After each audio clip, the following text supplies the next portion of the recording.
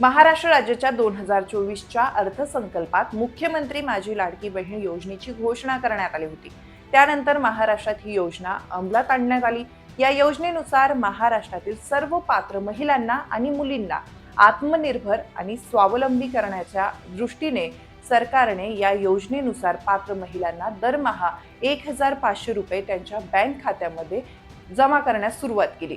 महायुती सरकारने लाडक्या बहिणींवर लक्ष केंद्रित केलं आणि त्यानंतर विधानसभा निवडणुकीपूर्वी लाडकी बहीण योजना आणत 1,500 रुपये महिलांच्या खात्यात देणं सुरू करण्यात आलं। त्यामुळे महिलांनी विधानसभा निवडणुकीत महायुतीला भरभरून मतदान केलं। काही अटी आणि शर्तीवर सरसकट लाडक्या बहिणींना या योजनेचा लाभ देण्यात आला। दुसऱ्यांदा सरकार स्थापन करण्यात आल्यानंतर या योजनेचे निकष कठोर करण्यात आले। निकषात न बसणाऱ्या लाभार्थी महिलांवर अपात्रतेची तलवार उगारण्यात आली।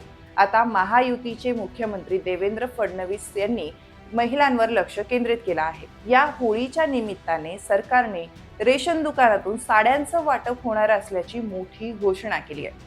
अंत्योदय शिधापत्रिका धारक महिलांना साड्या दिल्या जाणार आहेत। त्या संदर्भातील आदेश राज्याच्या पुरवठा विभागाने काढले आहेत। लाडक्या बहिणींना साडी भेट देण्याचा निर्णय झाल्यानंतर राज्य यंत्रणा महामंडळाद्वारे अंत्योदय शिधापत्रिका धारक कुटुंबांच्या यादीनुसार साड्यांचे गठ्ठे तयार केले जाणार आहे। हे गठ्ठे प्रत्येक तालुक्यातील रेशन दुकानात पोहोचवण्यात येणार आहे। होळीपर्यंत प्रत्येक लाभार्थी कुटुंबांना एक साडी दिली जाणार आहे। आता या योजनेचा लाभ कसा मिळवायचा ते पाहूया। लाभार्थी महिलांनी रेशन दुकानात जाऊन ई-पॉस मशीनवर अंगठा ठेवल्यानंतर त्यांना एका कार्डवर एक साडी दिली जाणार आहे। राज्याच्या सहकार, पणन आणि वस्त्रोद्योग विभागातर्फे यावर्षीही अंत्योदय गटातील प्रत्येक शिधापत्रिका धारक महिलांना मोफत साडी देण्यात येणार आहे। वेगवेगळ्या जिल्ह्यातील रेशन दुकानावर या साडींचे गठ्ठे आता पाठविण्यात येत आहे।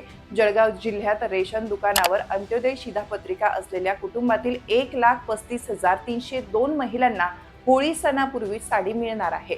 अन्नधान्य पुरवठा विभागाच्या माध्यमातून ग्रामीण आणि शहरी भागातील सर्व रेशन दुकानदारांवर अंत्योदय कार्ड धारकांच्या संख्येनुसार साड्या उपलब्ध करून दिल्या जाणार आहेत, अशी माहिती जिल्हा पुरवठा अधिकारी गायकवाड यांनी दिली आहे। महिलांना होळी निमित्त साडी मिळणार असल्यामुळे लाडक्या बहिणी आता आनंदात आहे, परंतु साडीचा दर्जा चांगला असावा अशी अपेक्षा महिलांकडून व्यक्त केली जात आहे। महिलांना त्यांच्या आवडत्या रंगाच्या आणि चांगल्या दर्जाच्या साड्या मिळतील की सरसकट एकाच प्रकारच्या साड्या मिळणार आहे, हे पाहणं आता महत्त्वाचं ठरणार आहे। मित्रांनो, तुम्हाला ही माहिती कशी वाटली हे आम्हाला कमेंट करून नक्की सांगा आणि अशाच माहितीपर व्हिडिओसाठी चॅनलला सबस्क्राईब करायला आणि व्हिडिओला लाईक करायला विसरू नका।